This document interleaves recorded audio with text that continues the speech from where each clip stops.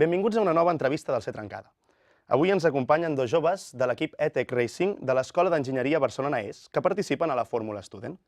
Aquest grup d'estudiants dissenyen un monoplaça elèctric per competir el que es coneix com a la Fórmula 1 del món universitari. La competició engloba equips de tot el món i aquest any E-Tech Racing s'ha classificat per participar a la prova de la República Txeca. Cordeu-vos els cinturons, que comencem l'entrevista.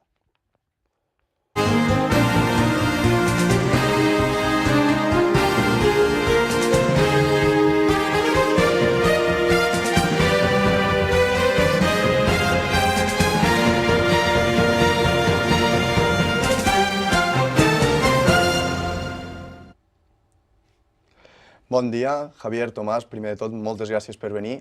Per començar, ens podríeu fer 5 cèntims de què és aquesta competició de la Fórmula Student?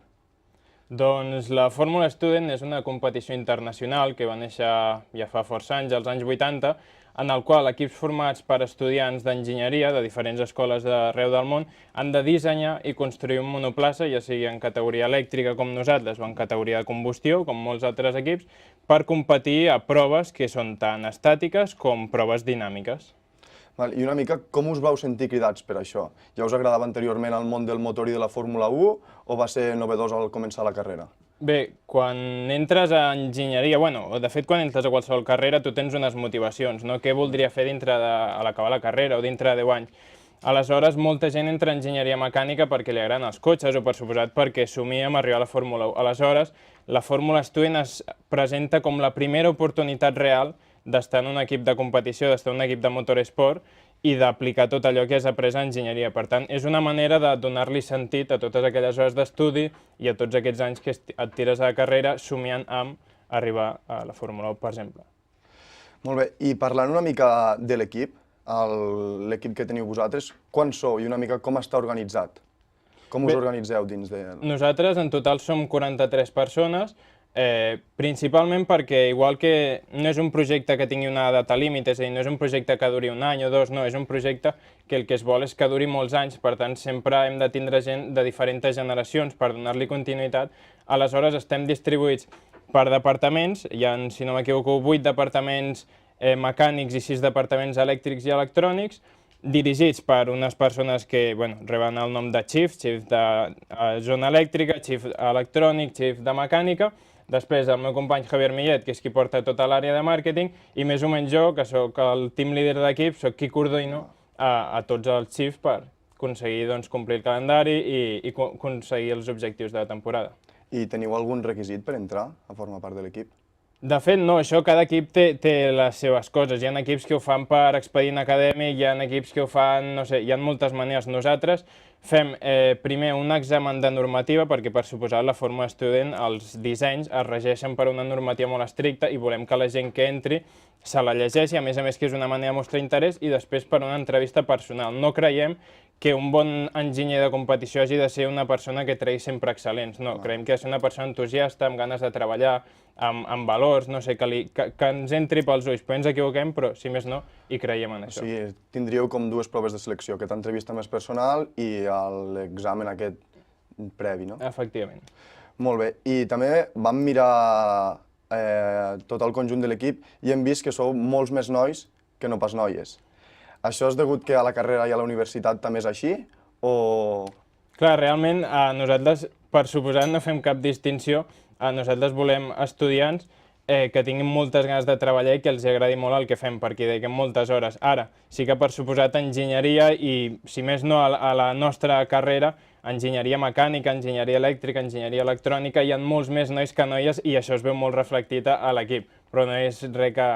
No ens preocupa pel fet que nosaltres no influenciem, senzillament, entres indistintivament del teu sexe. Clar, i hem dit que hi ha tot un equip a darrere de la construcció i el disseny d'aquest monoplaça, però el que es veu poder després només és el pilot i el que condueix a les competicions. El pilot, com el trieu? Com el seleccioneu? Normalment, la competició el que estableix és que no pots tenir a cap pilot que estigui federat i el que fem és anem al kàrting i podem, realment al final pot anar qui vulgui i tots competim i el que sigui més ràpid serà el que condueix el monoplaça. I també és, jo crec, una motivació extra per la gent que entra o el que sigui, perquè al final tothom vol ser pilot per algun cop. Clar, i per tant, aquest que trieu és perquè ja li veieu com un futur, no?, dintre del món del pilotatge? Sí i no, perquè el món del pilotatge jo crec que si ja t'has ficat a enginyeria mecànica i estàs a un projecte com la Fórmula Student és perquè o no has arribat lluny al tema del pilotatge o no tens ja oportunitats. És a dir, al final la Fórmula Student és una competició d'enginyeria i el que vol l'organització és valorar el disseny, és a dir, quin monoplaça i quin cotxe porta, si no tant el pilotatge de cada pilot. És a dir, és molt més important el cotxe que no pas qui el condueix. O sigui, el pilot també ha de ser estudiant d'enginyeria, Sí, no pot ser efectivament. exterior. Efectivament. Molt bé. I abans, abans de l'entrevista, ens heu dit que ens heu portat per mostrar-nos alguna peça del vehicle. Si ens podríeu explicar què és el que ens heu... Sí, doncs el Tomàs us explicarà... Tenim dues coses, tenim un sensor i després un tub de fibra de carboni. Val, això per començar és un sensor, se li diu LVDT perquè és un sensor doncs, que dona un voltatge diferent segons quina posició i és per simbolitzar tot el control que tenim del cotxe. Nosaltres al fer un vehicle elèctric doncs ja de per si hem de tindre el control de moltes senyals de tota l'energia que tenim acumulada en allò que es diu battery pack i de més, però a més el que estem fent sobretot aquest any ja estem començant a tindre un rendiment mecànic gran, és a dir, un cotxe que va molt ràpid i per tant necessitem col·locar sensors per conèixer l'estat del cotxe doncs, a molts llocs, com pot ser suspensió, com pot ser la direcció, com poden ser els pedals, a més de molts sensors de temperatura i de més. Llavors, aquesta és una de les grans disciplines, que és l'electrònica, per entendre què li passa al cotxe, i l'altra, que és la que he pogut explicar el Javi, que és la disciplina més mecànica. Sí, aquí com podeu veure tenim un tub de fibra de carboni. És l'altre punt més important d'un cotxe d'aquests, és a dir, al final tu estàs limitat de potència i el que has de fer és baixar de pes i la fibra de carboni és el material que t'ajudarà més en aquest cas perquè t'ajuda, té unes propietats mecàniques molt bones, és a dir, té una densitat, o sigui, una densitat relació de... Cago en la puta. No, bueno, és molt més lleuger que l'alumini i tot i això podem aconseguir peces igual o més rígides que amb alumini, per exemple, i amb densitats que mentre que alumini pesa 2.300 quilos per metre cúbic, doncs això pesa 1.600. I ara que heu comentat el tema de la potència, quin és el límit de la vostra competició, si el sabeu? Doncs la competició et limita a 80 quilowatts, és a dir, al final estàs parlant d'uns 120 cavalls i portes un sensor que el que fa és que un cop acaba la competició han de comprovar que realment no t'has passat aquesta potència i clar, per fer un cotxe més ràpid, si tothom porta la mateixa potència, el que hauràs de fer és fer el cotxe més lleuger. Clar, i el vostre vehicle, al ser elèctric, quina autonomia té? Normalment, com les competicions són al voltant d'un circuit on acabes fent uns 22 quilòmetres, el que fem és dimensionar tot per aquests 22 quilòmetres, perquè tu al final vols un pes mínim i anar el més ràpid possible al voltant d'aquest circuit als 22 quilòmetres que dura la competició. És a dir, en el moment en què tu portes unes bateries més grans o amb més autonomia, no és una cosa útil i necessària perquè estàs fent que pesi més el cotxe i per tant aniràs més lent i no acabaràs guanyant. Molt bé. També ara tenim un conjunt d'imatges que ara us les ensenyarem perquè ens expliqueu una mica més a fons el vostre vehicle. Bé, doncs sí, aquí per començar podem veure el que seria l'estructura del cotxe per dins, sense carrosseria, que això per les persones que no coneixem el que és el funcionament d'un vehicle se'ns fa complicat. Ens podríeu explicar una mica què veiem aquí? Doncs aquí, a la part més exterior, totes les barres aquestes de color gris, negre, són el que conformen el xassis, són barres d'acer. Aquí tenim molta part també normativa que hem de complir en el seu disseny. Hi ha equips que porten el que es coneix com a monocast, que és una estructura tot de fibra de carboni. Nosaltres, a base de desenvolupar mètodes de disseny i optimització intern, seguim amb l'estructura tubular d'acer, però molt i molt optimitzada, i més enllà podem veure aquestes, per si dir-ho, tuberies negres, que és per on passen tots els cables que portem protegits contra el soroll electromagnètic que et pot falsejar senyals, i més enllà podem veure com els amortidors estan ficats dins del cotxe per millorar el packaging i també l'aerodinàmica i el conjunt direcció i demés. Molt bé, passem a la següent imatge. Aquí tornem a veure una cosa que se'ns fa una mica complicada a la gent que no en sabem.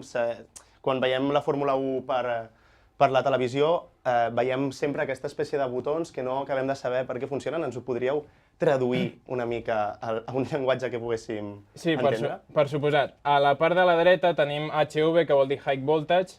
A la part del mig tenim Low Voltage.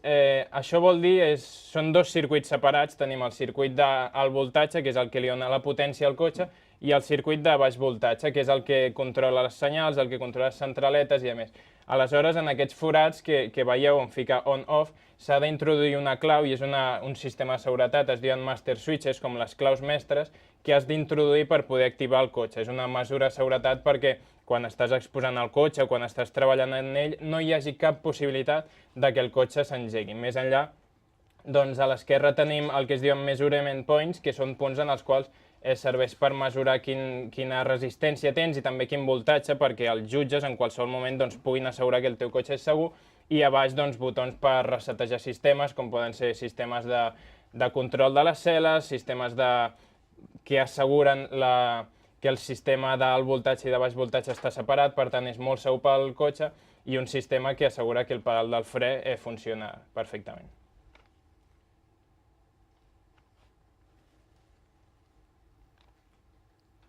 Molt bé, i bé, continuem amb la següent imatge. Bueno, sembla que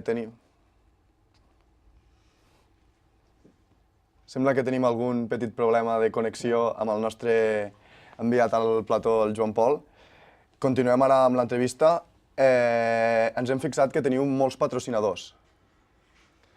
Sí, efectivament, una de les coses més importants en un projecte com aquest és trobar diners i és molt complicat en el sentit de que al final necessites un pressupost molt alt i al final doncs, trobar algú que suporti aquest projecte o que estigui implicat és difícil perquè al final el que reps d'un projecte com aquest és molt poc i seria més una mena de mecenatge en comptes d'una inversió.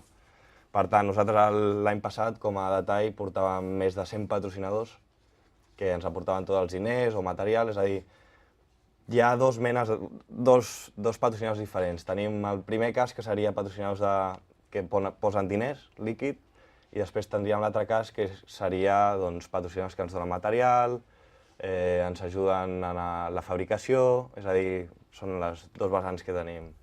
Perfecte, m'informen que ja tornem a tenir la connexió, doncs tornem amb Joan Pol Alcaraz.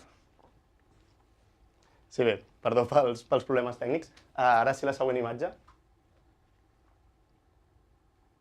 Vale, molt bé, aquí tenim aquest tema dels patrocinadors i també veiem que tenim, per exemple, aquí la UPC i posa el nom.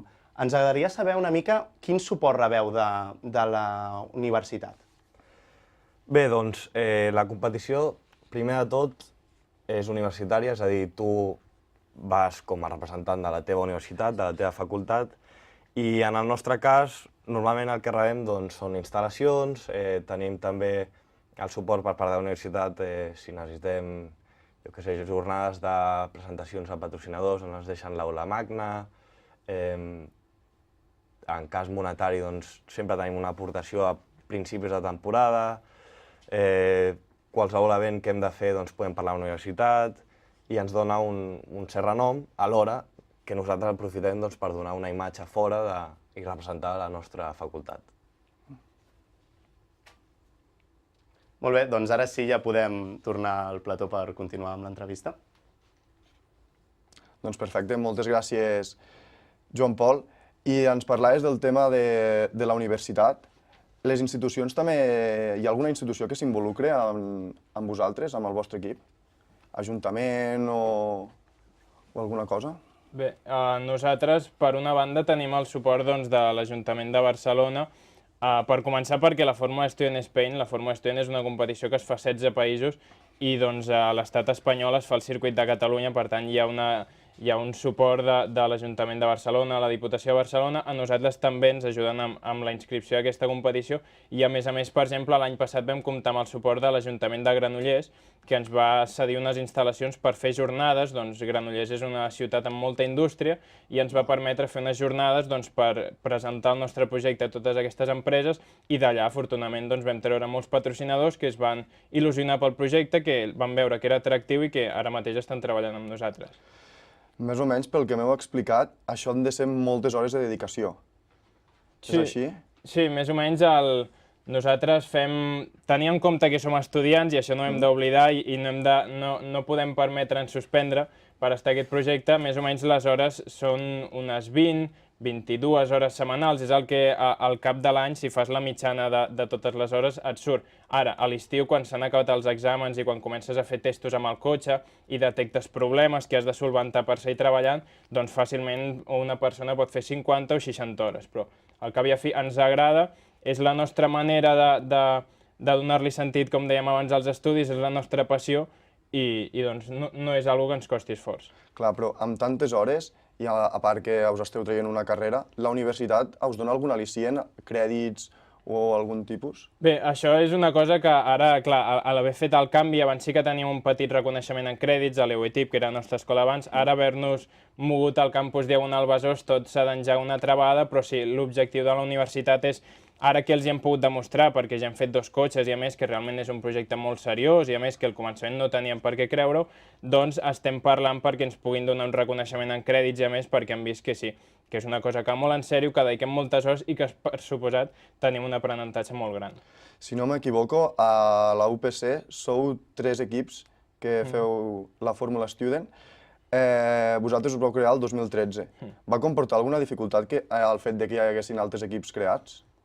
Bé, això, clar, poder de l'UPC, més els 3 som equips elèctrics, amb els companys de Terrassa i els companys d'EdSafe, sí que a vegades vas a buscar empreses i aquestes ja patrocinen i a més, per tant, a priori pots pensar, ostres, tant de bo fos jo l'únic equip a la ciutat, però després quan tens relació amb aquests equips, doncs al cap i al fi tots volem fer el mateix, tots volem arribar a l'estiu i competir, i la competició no és entre nosaltres, la competició és contra els alemanys, contra els suïssos, que són els millors del món, i per tant la nostra meta està allà i el que fem és més treballar plegats que no pas discutir-nos i a més que no ens treu cap benefici. Per tant, és una competència sana. Totalment. Enguany participeu a la cursa de Montmeló i també a la de la República Txeca. Quines aspiracions teniu en aquestes? Bé, les aspiracions, això sempre és difícil de plantejar, hem d'acabar de veure ben bé quins equips van i a més per encara s'està confirmant tot. Nosaltres, com ja vam plantejar l'any passat, el nostre objectiu és poder acabar totes les proves, perquè a més d'aquesta cursa de 22 quilòmetres, doncs abans has de fer les voltes classificatòries, tens la prova de l'Acceleration, tens la prova de Skidpad, per tant, és molt exigent. El nostre objectiu és acabar-ho tot i millorar els resultats de l'any passat, tot el que pugui ser estar en un top 15, creiem que estaria molt bé amb els resultats d'Espanya i a Txeca, que són menys equips, doncs ens agradaria colar-nos en el top 10 i bé, ja veurem perquè encara ens queda la construcció, tota l'etapa de testeig, però bé, intentarem fer un bon paper. Bueno, doncs, Javier i Tomàs, moltes gràcies per haver-nos apropat dins d'aquest món de la Fórmula Student, que per nosaltres era una mica desconegut, i molta sort a les proves d'aquest any. Moltes gràcies a tu. Doncs ara ja ens podem anar aixecant això. Ja està. Bueno, ha anat bé.